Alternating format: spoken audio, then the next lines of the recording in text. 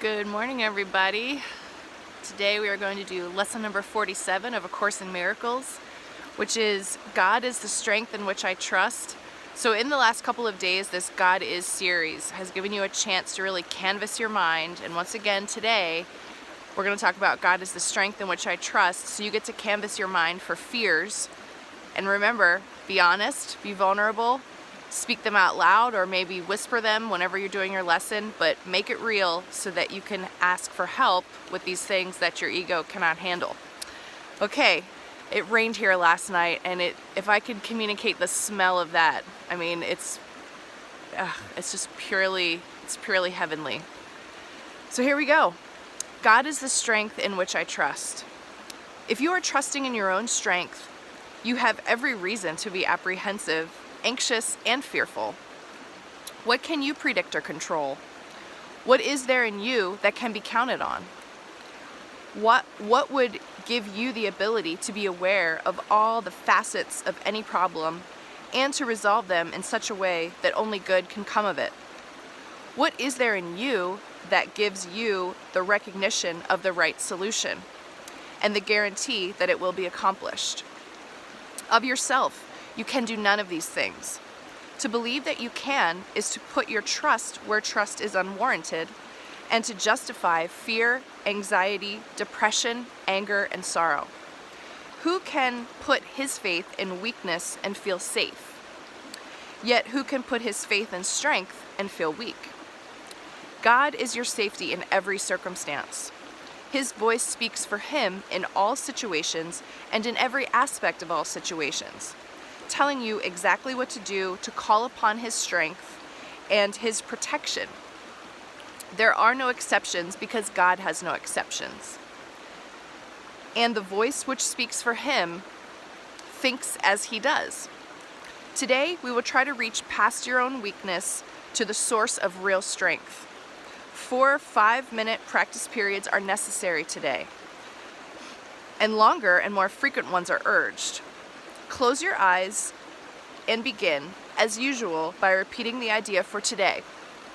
Then spend a minute or two in searching for situations in your life which you have invested with fear, dismissing each one by telling yourself, God is the strength in which I trust. So for me, my fears, oh my God, here we go. I am afraid of being in a relationship. I am also afraid of being single. I am afraid of my pets ever being hurt and dying. I am afraid that my lifelong friends and some of my relatives will not accept who I've become, and I may lose them. I am afraid of making a mistake. I'm afraid of not being perfect at everything that I try to do for the first time. I am afraid that I am lost and going nowhere. And to all of those things I say, God is the strength in which I trust. Thank God. Okay, now try to slip past all concerns related to your own sense of inadequacy. It is obvious that any situation that causes you concern is associated with feelings of inadequacy, for otherwise you would believe that you could deal with the situation successfully. It is not by trusting yourself that you will gain confidence, but the strength of God in you is successful in all things. The recognition of your own frailty is a necessary step in the correction of your errors, but it is a hardly sufficient one in giving you the confidence that you need and to which you are entitled. You must also gain an awareness that confidence in your real strength is fully justified in every aspect and in all circumstances. In the latter phase of the practice period, try to reach down into your mind to the place of real safety. You will recognize that you have reached it if you feel a sense of deep peace, however briefly. Let go of all the trivial things that churn and bubble on the surface of your mind and reach down and below them to the kingdom of heaven. There is a place in you where there is perfect peace. There is a place in you where nothing is impossible. There is a place in you where the strength of God abides. During the day, repeat the idea often. Use it as your answer to any disturbance. Remember that peace is your right, because you are giving your trust to the strength of God. Pretty good. All right, let's see what Jesus has to say in a year of forgiveness. Lesson number 47. God is the strength in which I trust. You are blessed beings indeed. I am that one that you know as Jesus. We thank you for joining us today. We truly thank you for joining us today. You do not understand how much joy it brings us on the other side of the veil to see the transformation that comes to the minds doing this work. You begin to have little snippets of peace. You can see where you create negative fantasies and how they cause you to become cynical, depressed, and sad. You see the part that you play with the untrained mind, the mind aligned with the ego. You understand what your mind is up to, and you get excited at the possibility of a different future than the one you have anticipated. That demonstrates the importance of this lesson. When you trust in God, you do not try to micromanage the future. This induces anxiety in the ego mind, where most of you function at this stage of your training. The ego mind is all about the physical body. It maintains the safety of the physical body and indulges its senses to get what it wants.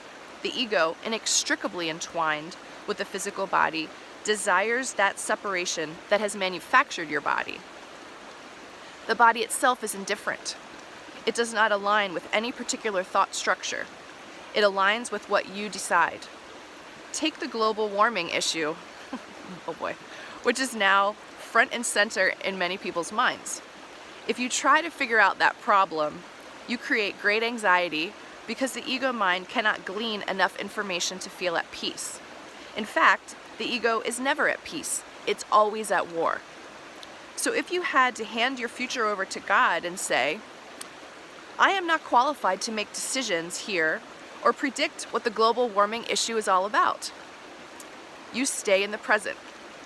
And I would say the global warming issue is not really about global warming at all, is it? But anyway, that's just my 2 cents.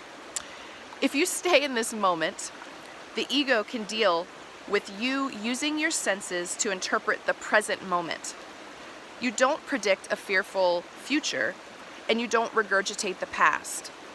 In the present moment, the ego remains manageable and feels okay. Stay out of the future. You must understand you have no qualifications to predict, arrange, or organize it. Your trust in the strength of God and the wisdom of Spirit to guide you in each moment to the correct place, people, and experience is one of the important foundational elements in your practice. That, with your guidance system, your feeling, emotional body, will let you know when things are right. You will know when things are right as you encounter them. You will not try to plan a concrete future using your ego mind, for that is what you use when you plan. Many of you do not like the idea of not planning, me included, and that is okay. You are taught to plan and schedule your world. Your current reality depends on you showing up at certain times to do certain things. But remember, this is a training program. Things slowly shift as you shift your consciousness. You do not have to understand or believe in what you study right now. Just have the willingness to entertain these concepts and the idea of another way to guide your path through this incarnation. These lessons introduce those ideas into your mind, and your mind probably does not like them, but that is okay. You only have to practice in them for the several minutes each day. You can carry on with your normal life in the other 23 hours or so. I am that one that you know as Jesus. You are in safe hands. You are guided and loved and will be shown what you need to do. We will speak to you again tomorrow. Whew. God is the strength in which I trust. So definitely do your 4 practice periods today. Be explicit, be as detailed as possible with your fears. And then when you follow it up with God is the strength in which I trust, with your eyes closed and kind of in a deep place of stillness, it does feel a little better. It does shift a little bit. But the more that you can just rattle off your fears, the more aware you are that you're really creating them, because there's actually a story behind each one. You know, when I talk about relationships, it's really not about the other person or their judgment of me, which is part of it, I suppose. It's me, it's my feelings, like they said, of inadequacy and judgment, abandonment, all of that stuff. So as you kind of get over the surface things, then you can just find that deeper place of peace, and remember that you don't have to rely on your ego. You can place your like peace and faith in God, and it just comes right back to you. So have a great day, everyone, and we will get a little shot over here of the river quick before we go. So beautiful after it rains here. Wow. Take care. Love to all. Bye.